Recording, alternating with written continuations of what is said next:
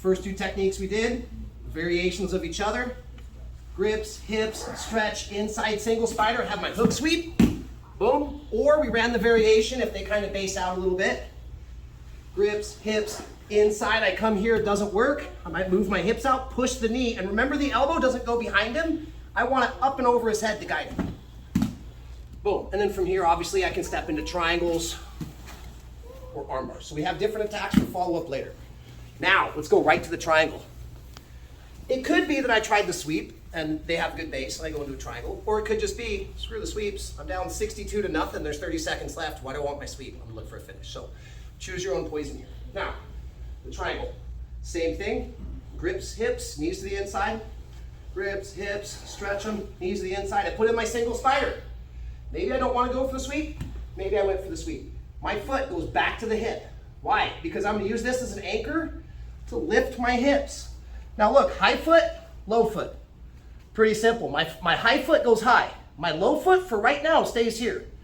As I use the grips to pull him in, I'm not only pulling his head towards my hips, I'm shooting my hips towards the head, and then I'm dropping my heel high on the back, locking into my triangle. Guys, today, I'm not worried about finishing triangles, cutting angles, looking for different options.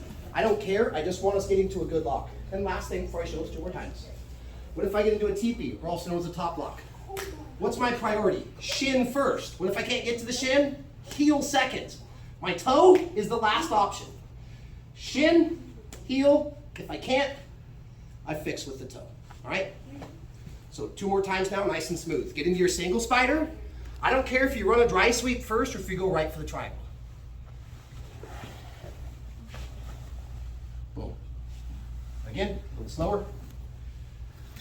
Grips, hips, knees to the inside. Single spider, foot still on hips. Pull him in.